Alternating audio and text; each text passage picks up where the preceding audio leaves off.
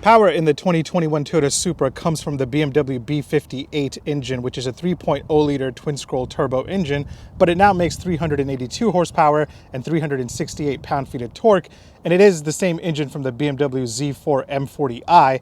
The last year Toyota Supra made 335 horsepower. Also new for 2021, you now have a 2-liter 4-cylinder turbo model, which makes 255 horsepower and 295 pound-feet of torque, and technically that's the same engine from the BMW Z4 S-Drive 30i.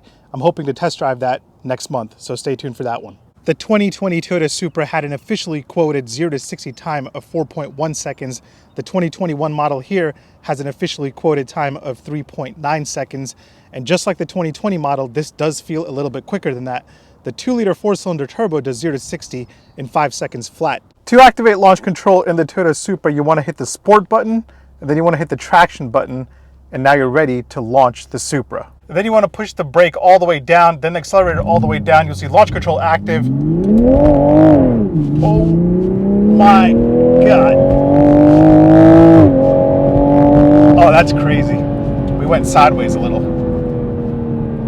Pricing on the 2021 Toyota Supra have yet to be announced, but I'm sure it's going to be pretty similar to the starting price of the 2020 model year, which started right under $50,000. When it comes to the competition, you're looking at the Audi RS3, BMW M2 and M240i, and the Porsche 718 Cayman S. And with the upgraded 382 horsepower engine here, it is quite a bargain. One of my most absolute favorite things about the Toyota Supra is that when it comes to drive modes, you only have normal and you have sport. You don't need eco, you don't need comfort. If you want eco, go buy a Prius, because in the Supra, all you need is sport or no sport, and that's it. There are a lot of fake vents here on the Supra, and Toyota says that the fake vents are there as placeholders for aftermarket opportunities. If they want to take advantage and provide more cooling and airflow, they can just open those up and go to work. Probably one of the quirkiest things about the Toyota Supra, and probably the funniest thing, is the way the horn sounds. It sounds like it's been taken from a Toyota Corolla. It doesn't sound tough at all. The 2021 Supra 3.0 does take a slight hit when it comes to fuel economy, which is now officially rated in at 22 city and 30 highway. I would tell you how much I'm averaging, but I've only been driving it for a day, so I don't think it's fair to say. There is a very interesting story behind the design of the Supra. It is based on the FT1 concept that debuted back in 2014. However, that was not Toyota's original intent. Toyota and BMW came together in 2012 to build a shared sports car platform, and in 2014, Toyota's CEO demanded edgier design for the brand. And then Toyota's design team came together and built the FT1 concept. There were no goals to make the FT1 concept a production car, but journalists and fans started speculating that the FT1 concept design hinted at the new Supra, and Toyota just eventually gave into the story that was being created for them, and the FT1 concept became the foundation of the new Supra. Of course, I'm really glad that Toyota did cave into the story that was being created for them, because the new Supra is outstanding in terms of design. I love the way it looks. It's a perfect balance of sport and aggressiveness. All Toyota Supra trims come standard with 6-lens LED headlamps, and that's how they look with the indicators on, and the indicators are actually the daytime running lights when you're not using the indicator. I love the design. It looks really nice. I am a huge fan of the rear end of the Supra, and that's how the LED taillights look with the blinkers on.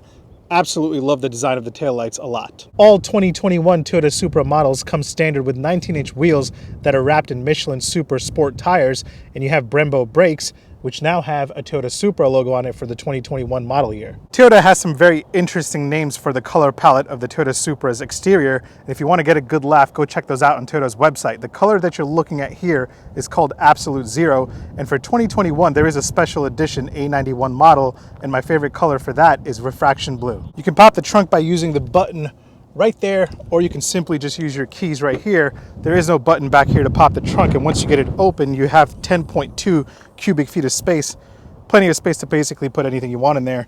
I love the speakers right there. Fast and Furious, baby. The interior of the Toyota Supra is essentially all BMW, from the center console to the buttons to the dials to the gear shift to the infotainment and even the steering wheel, besides for the Toyota cap right there, is all BMW, and that's not a bad thing at all because it is a very quality built interior. The Toyota Supra does forego its 2+2 layout in favor of just 2 seats, and that means things can get a little tight in here if you're close to 6 feet tall like me, and it can get a little bit uncomfortable during long drives, and you have to be sure you bend your head properly, because I did bang my head right there a couple times. I know people are huge fans of fancy digital instrument gauge cluster displays, and the Toyota Supra here does have a digital gauge cluster display, but it's nothing crazy, and that's okay because you should be focused on driving. Let me start it up and show you some animations. That's how it looks when you start it up, and then when you pop it into sport mode, that's when you see the biggest change in design. Nothing too drastic, and I've been fighting this idea for a while. I don't think I ever look at the instrument gauge cluster display for my navigation or map settings. I always look at the infotainment, so I'm totally okay with this. All 2021 Toyota Supra models now get a standard 8.8-inch touchscreen display. The 6.5-inch display on the base models has been phased out.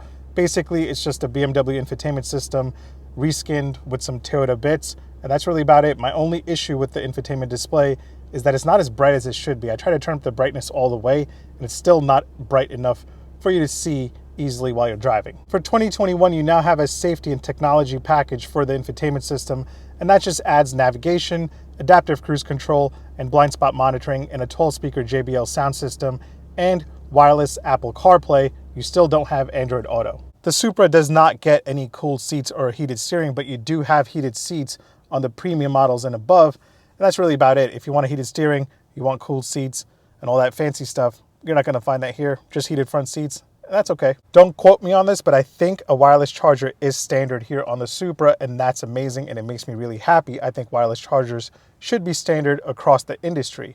It is located right there. As with most BMW interiors, the wireless charger is always hidden in a place where it's hard to reach. So if you try to go for your phone, the gear shift will come in the way. And I think that's very safe. Could get annoying, but hey, safety comes first. Here is a close-up of the center console on the Toyota Supra. You have your parking brake, your driver assist button, traction, parking sensors, drive mode selector, auto stop start. I always have it off. And then the gear shift and the iDrive controller straight from BMW. So yeah, like most of the interior, there's a lot of BMW here. Here is how the doors sound on the 2021 Toyota Supra from the outside and from the inside. Pretty solid. And now that I've answered all of your questions about the 2021 Toyota Supra, let me give you my opinion on what I think about the more powerful version of the Supra. Let's get to it. The 2020 Toyota Supra was powered by the BMW B58 engine, making 335 horsepower. Now they've taken that engine straight from the BMW MZ40i and have put it in here, making 382 horsepower. Along with more power, Toyota has retuned the chassis and the dampers and revised the electronic power steering, the adaptive variable suspension, and the vehicle stability control, and that just delivers a more stable and precise driving experience. And you could definitely tell the difference between the 2020 model year and the 2021. This is just a slightly better car. Yes, we know that technically this is a BMW, but really it's a Toyota Supra, and that's the reality that we live in. Many people forget that Toyota and BMW started their alliance in 2012 when the two teamed up to build a sports car platform. Now, I don't know how much Toyota was involved in actually building the Supra, because it does feel more like a BMW, and it really reminds me of the BMW M2. Once you get over that fact, you do realize that this is an exceptional sports car, like a really, really good sports car. Now, I know that Toyota loyalists will be pissed that this isn't built in-house by Toyota, but when a low $50,000 plus sports car reminds you of a $58,000 plus BMW M2, it's not really a bad thing, is it? And I'm pretty sure all the people complaining about how this isn't a true Toyota Supra would complain if Toyota built a Supra in-house and charged more than $50,000 for it. So let's just get over it. As a daily driver, the Toyota Supra is pretty smooth. However, I did enjoy pushing it to its limits. Nonetheless, you can live with the Toyota Supra on a daily basis without breaking your back.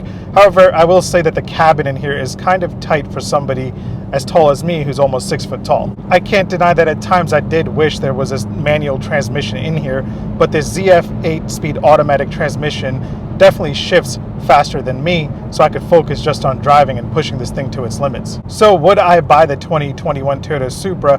Absolutely. My top picks in this segment include the BMW M2, Audi RS3, and the Porsche 718 Cayman S, but all those cost quite significantly more than the Toyota Supra here. So if you're looking for a car that has similar performance as those German luxury sports cars and don't want to pay that German luxury price, definitely test drive the Toyota Supra and check it out. Either way, thanks for hanging out with me today. Make sure you hit subscribe on the YouTube channel. Make sure you follow me on Instagram at Omar Drives, because that's where I get all the questions that I answer in these videos. And make sure you share my channel with your friends that also enjoy cars.